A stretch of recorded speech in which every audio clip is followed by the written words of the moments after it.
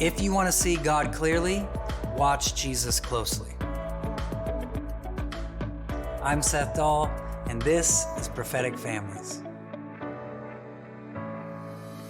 We're all learning to hear God's voice more clearly, both for ourselves and the people around us. We know that there are so many ways God will communicate to us, just like there's so many ways we communicate with each other. Sometimes I like to think about it like I think about my phone. On my phone, I can make phone calls, send texts, emails, video chat, use messaging on social media. We use many different ways to communicate with our phones, and God has many different ways to communicate with us. Like I said in an earlier session, God's first language isn't English. And I mentioned that some of the ways God speaks to us is through something called spiritual senses. Hebrews 5:14 says about people that because of practice, they have their senses trained to discern good and evil. Just like we have senses in our bodies, we also have them in our hearts, in our spirits. We just need to train them. With our bodies, we hear, we see, we feel, we taste, we smell, and these are also how we can sense things spiritually. We hear God's voice and the words He speaks to us, or we hear songs or sounds from heaven. We see pictures or visions. We feel things, either emotionally, we can feel them physically, but we can also taste and smell spiritually. So I have a story for each one of these that will help you understand how God will communicate with you through your spiritual senses. This first story has both seeing and hearing in it. Now, I was with some people and I was preaching at a church and I heard the words, John with a deaf left ear. So right in the middle of my sermon, I asked, is there anyone here named John who can't hear out of his left ear? A man raises his hand, letting me know it was him. As he did, I saw a picture in my mind of him walking over to the middle of the room and standing in a circle. We were in a basketball gymnasium having church. And so I asked him to come stand in the center of the room. And I told him, when you walk into this circle, your ear is going to open. Sure enough, as soon as he gets into the circle, his ear opens completely up. I had him plug his right ear. I covered my mouth so he couldn't read my lips, and I started asking him questions. He answered all of them correctly and was shocked by what happened. He asked me, how in the world did you know that about me? And I simply said, I heard God tell me, John with a deaf left ear. Another time I was with a friend, and I started to feel like I didn't want them to be my friend anymore. I felt like pushing them away, leaving them out. Now, this is one of my good friends, and they hadn't done anything to hurt me, and I knew deep down inside, I really care about this person. I really want them to be my friend. What I was feeling wasn't my true feelings about them, but the Holy Spirit was letting me feel what they were going through. So I asked them a question. I said, hey, have you been feeling like you're being left out of things and people don't really want you to be their friend? Sure enough, it's exactly what they'd been feeling lately. It's exactly what they'd been going through. It'd been really hard for them. So I told them, that's not true. It's actually something the devil wanted you to feel so that they wouldn't let people in, wouldn't let people close to them anymore, isolate themselves. It really helped them, and I'm glad God spoke to me about it through what I felt. Now, another time, I asked Holy Spirit to tell me something about one of my friends, and immediately I tasted the flavor of orange. It was weird. I'm like, this is kind of strange. So I started asking God more questions about oranges. And I started thinking about how they have lots of vitamin C, how when people are sick, they eat oranges to help their body get stronger and heal the sickness that's inside them.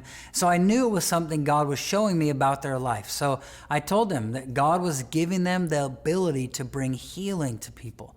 Turns out that's exactly what they've been praying for God to use them to see people healed. This last story has many senses in it, but it all started with the sense of smell. I was in a car with some friends, and one of them asked me, would I ask God about them? So as I turned my heart to the Lord to see what He would say, I started smelling fresh cut grass as if it had just been mowed. And as soon as I smelled the grass, I saw a giant mud puddle with a helicopter stuck in it. I kept watching, and the helicopter was having trouble getting out of the mud puddle. Then I could hear the engine speeding up. I could see the blades continuing to pick up speed. I could feel the wind. So all my senses are fully engaged in what God is saying to me about my friend. And I kept watching. I kept my heart turned to the Lord. And I saw as the helicopter picked up speed, it easily pulled itself out of the mud. So I started to tell my friend what I was seeing, what I was feeling, what I was hearing. I just started to talk to him about it. And I said, hey, have you been feeling like you're kind of stuck in life? And instantly they started to cry as soon as I said it. And they said, yeah, I've been feeling really, really stuck. So I told them, I said, hey, I saw a picture of you as a helicopter kind of stuck in a mud puddle. But what God is doing is he's speeding up your engine. He's picking up speed with the blades. And pretty soon you're not going to feel stuck anymore. You're going to get right out of this thing. It's not going to be a huge deal. You were designed to get yourself unstuck from these situations. My friend felt really encouraged and immediately started feeling hope about the situations she was in. So now that you've heard these stories and know how God can use his spiritual senses to communicate with you, I want to give you an activation to practice hearing God through your senses with your family. Here's what it is. Get some cups and some ping pong balls. This one is going to be really fun.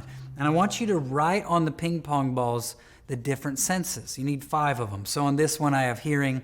I also have, obviously, feeling, sight, touch, smell. I have them all written under these cups. And I want you to do this. And I want you to get your family together at the table. And I want you to mix the cups up. Say, hey guys, we're going to play a fun game. We're going to pull a cup. We're going to mix these up, pull a cup. And whatever you have on your ping pong ball, we're going to ask God to talk to you through that sense. So I just happened to grab the word feeling.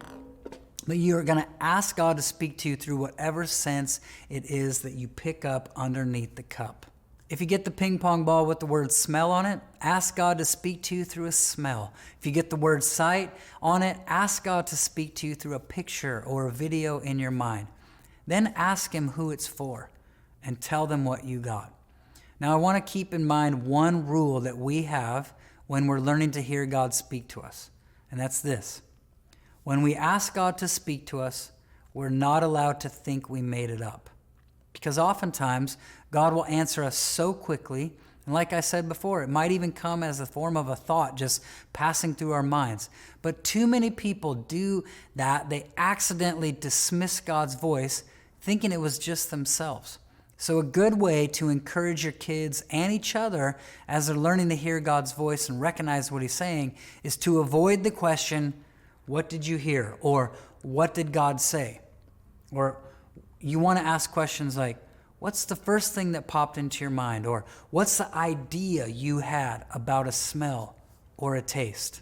Because remember, God will use thoughts and ideas, and this will really help your kids recognize when God's talking to them. So that's it for this session. We're going to wrap up again with a declaration over our families. Here we go. We exercise our spiritual senses so we can discern God's voice over any other. We live our lives in such a way that we are constantly paying attention to any way he chooses to speak to us. That's it for this session. Thanks for joining me. I'm Seth Dahl, and this is Prophetic Families.